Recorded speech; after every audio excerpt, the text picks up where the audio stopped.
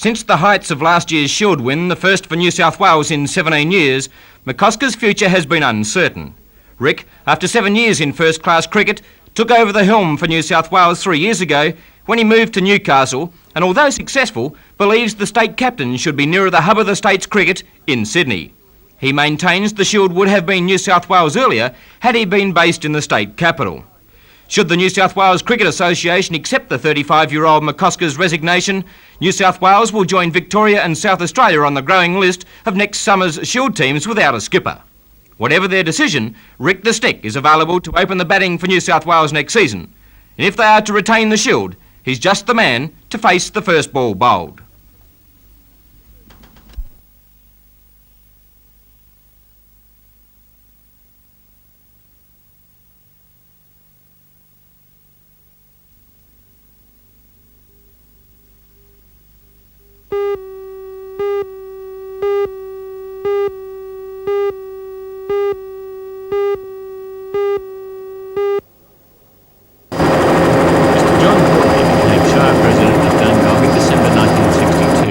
A short time later, the council applied for government funds to replace a dangerous bridge at Tabble Creek, just south of the town. Mr Hawley then served as Shire President for the next 20 years and saw the bridge completed just before his retirement last year. Today, in honour of Mr Hawley's service to the area, the $375,000 bridge was named after him. Constructed by the council's own staff, the long-awaited bridge actually cost $20,000 less than the Department of Main Roads estimate for the project. Name this bridge the Tabble Creek J.G. Hawley Bridge. At today's ceremony, the current Shire President, Councillor Doug Shelton, paid tribute to Mr Hawley, joining him in the unveiling of a plaque. Thank you very much. Thank you very much.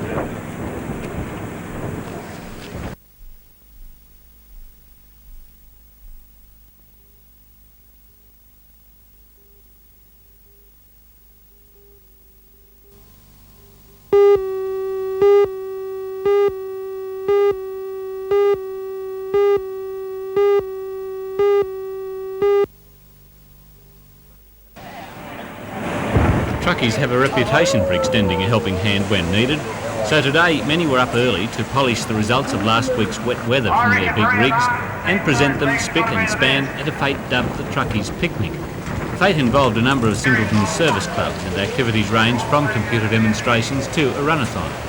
However, the real interest was in the big rigs, with a $100 prize offered for the best presenter. And for those keen enough to work on their day off, there was a testing truck tarping competition. Run against the clock with a 1-second penalty for every untidy knot.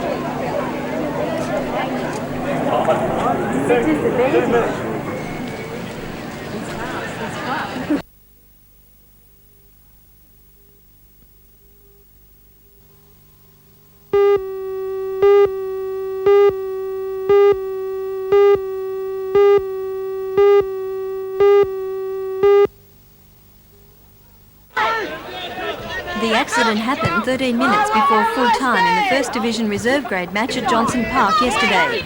Powell went down heavily on his arm and neck. The game between West Wallsend and Lake Macquarie was abandoned, and on went the First Division side. Brad Power, who has been with the West Wallsend club since his junior years, was rushed by a rescue helicopter to the Royal Newcastle Hospital, where he remains under observation. Doctors say the paralysis was mainly due to shock, and there appears to be no major injuries.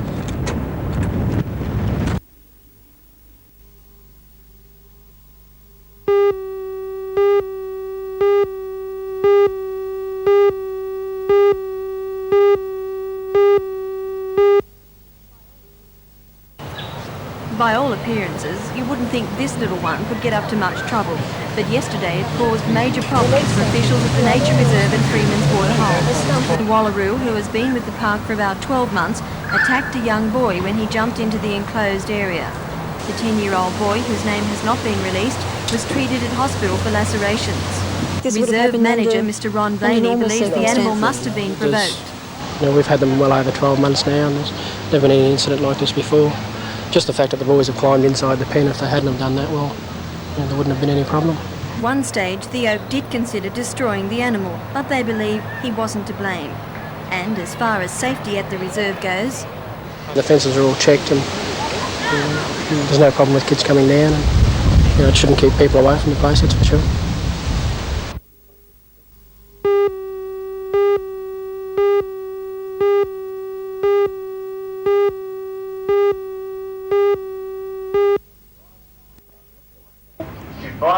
They met yesterday at Merewether Beach, which has been closed again because of pollution. Again, the problem of communication with the bodies responsible for monitoring the pollution was raised. The Merewether Clean Water Subcommittee has been formed to keep an eye on things.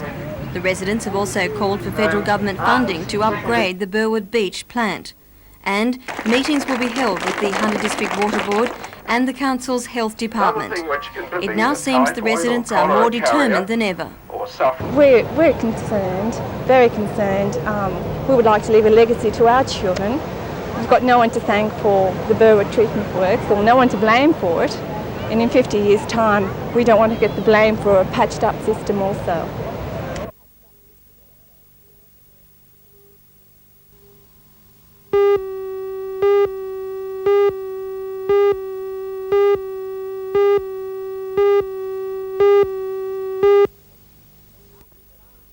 Absolutely happy. Malcolm It was optimistic, Barnes is it was one of positive, two former and board it shows members that to be among the re-elected members, and I believe yesterday among the general during a community, there's a long reservoir three-hour of meeting. goodwill for the Hunter The Valley other Theatre familiar Company. face Yes, is indeed, Kurt very happy. Picardi. There are 8 new board members who will meet soon to get the show back on the road.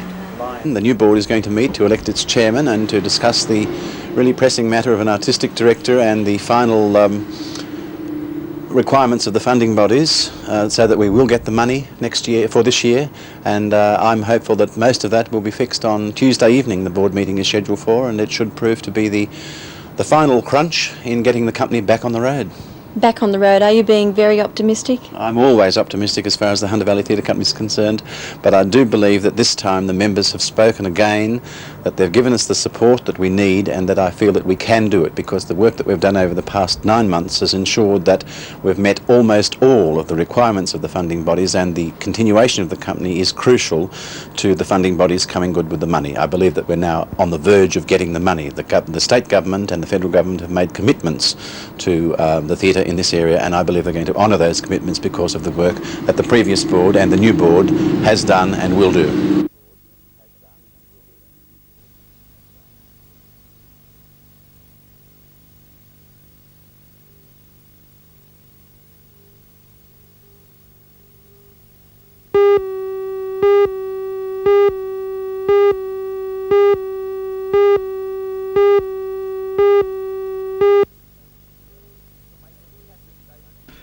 The Maitland captain, David Truella, was suspended until June the 14th for a high tackle on an opponent, and front rower David Edwards until July the 11th on a charge of kneeing an opponent to the chin. President of the Maitland Club, Mr Dave Morland, said today that the club will definitely appeal against the length of the suspensions imposed, and that they will be heard by the Newcastle Rugby League Appeals Board this Thursday evening.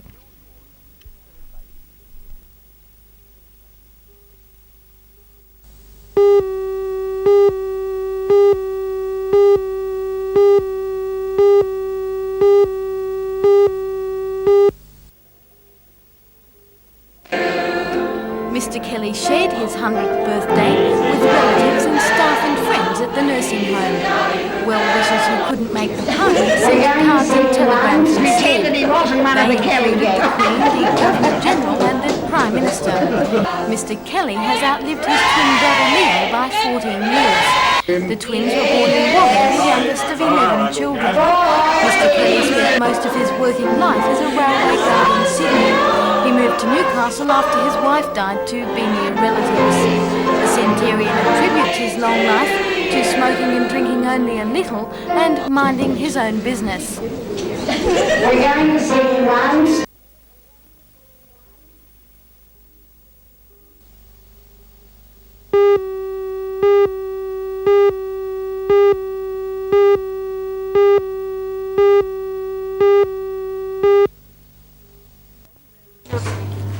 January the 24th this year is a date fixed in the mind of 11-year-old Rebecca McLaughlin. On that day, she lost her hand and almost had the rest of her lower arm ripped off in a speedboat accident at Foster. Her friend Naomi Mason lost her foot in the accident and microsurgery has failed. But it worked for Becky, as she prefers to be known. That was 4 months ago, and now Becky spends part of each day on the 4th floor of the Royal Newcastle Hospital in the physiotherapy department. She's learning how to use her arm again, with the help of her therapist, Robin Davis. I look forward to Becky's treatments. Why's that? Well, she's a real bright little child and she's really fun to treat. I'm not itchy, thanks, Robin. The thing that has lifted everyone's hopes is that Becky is regaining some feeling in her hand. For the first time since surgery, it tingles. What other sensations do you feel? Lots of pins and needles. And how does it feel after not feeling anything for so long? Terrible. You don't like it? No. But it means your hand's getting better. Yes. Meanwhile, Becky must learn to do everything with her left hand and be patient with the other, which prevents her from doing the things little girls want to do. And this is only the beginning. Imagine how long Becky must keep trying to get her arm and hand to do the simplest things. Time is the killer. Becky can't give up, and that's Mum's job. I think when you have something like this happen to you, you just get on and you just work from day to day. I suppose when you look back on it, you think, oh, it certainly has been a terrible ordeal, but you just live one day at a time and you just keep going. Do you feel like giving up sometimes? Yes. What do you do when you feel like that? Well, I think of other people that are worse off than I am.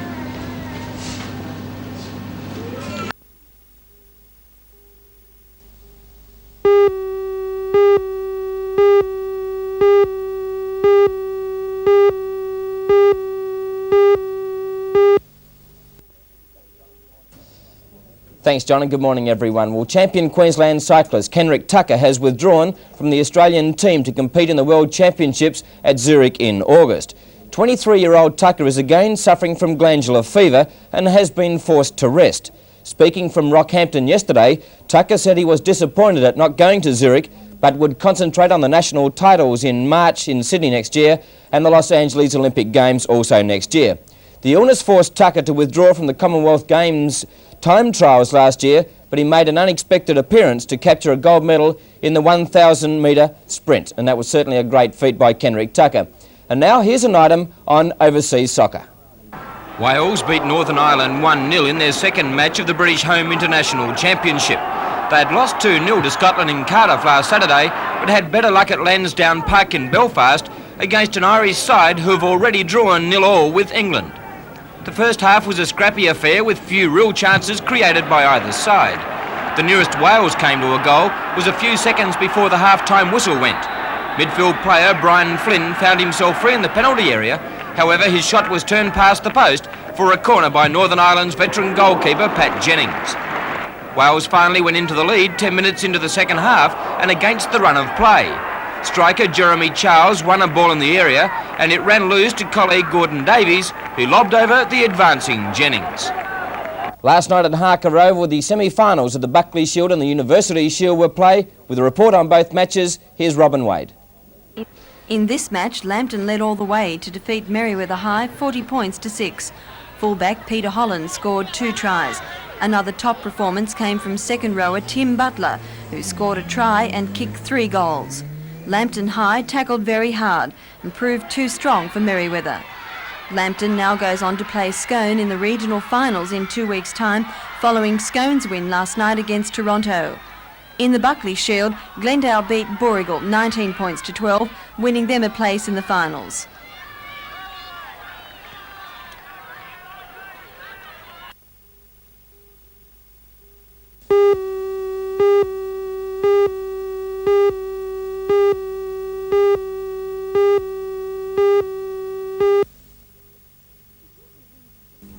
The Shortland Room's Footlight Follies presents itself as a music hall entertainment, but succeeds in being only a pale imitation of the real thing.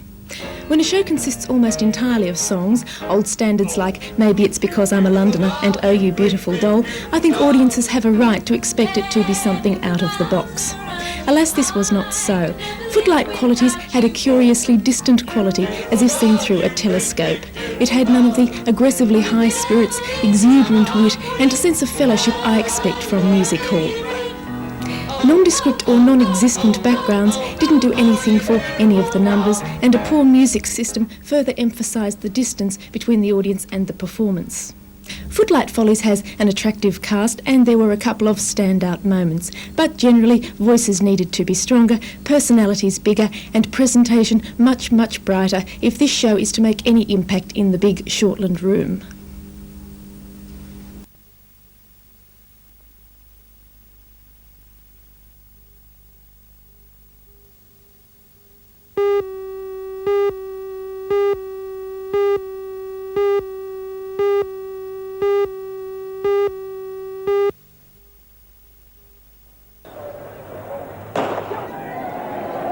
The 80-kilometre race is run each year in alternate directions. This year it was uphill from Durban to Pietermaritzburg, a climb of over 1,600 metres. 6,000 to 650 competitors started, but it was Bruce Fordyce who emerged the winner of the gruelling event in a record time of 5 hours, 30 minutes and 12 seconds. His nearest rival, Graham Fraser, was 15 minutes behind.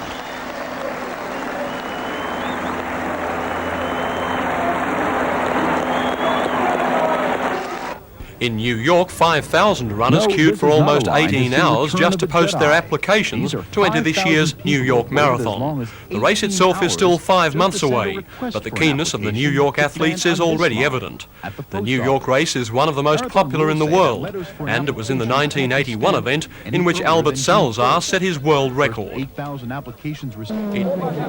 In Greece, marathon drivers were travelling at speed in the Acropolis Rally.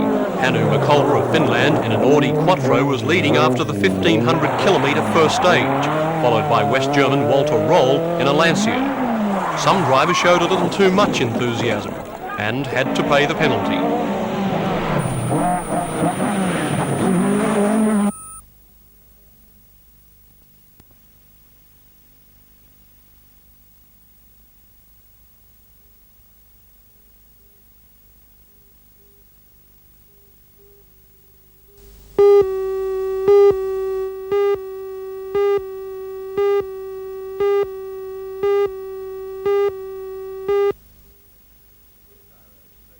The CSIRO's project, which will cost $100 million, is to establish a space exploration network using 7 new telescopes and 3 existing ones. The Newcastle Uni's role will be to design a control system which will allow these massive telescopes to track stars with pinpoint accuracy. Subcontract is seen as an international vote of confidence in Newcastle University. I think it's very important that this work now be actually done in Australia because it's part of our culture and scientific development that we have the technology and expertise in Australia to do this sort of thing. It's very important that Australia develop its own expertise, and so it's an important breakthrough that it be done here in Newcastle and not in Britain as it was last time. To focus on stars millions of light years away, the telescopes must be able to rotate and tilt with great accuracy, but their very mass makes this difficult. As they move, the backlash in gears and shafts tends to make their movements jerky. Professor Goodwin's team aims to identify the actual movement pattern and then build into the system computer-controlled compensation that will result in a smooth movement. Do you think the work will present a major problem in coming up with a satisfactory solution? No, there's some interesting aspects to it. It's a very large structure, and the control of such a large structure is a non-trivial problem, but we're confident that we can come up with a satisfactory design for the system, yes.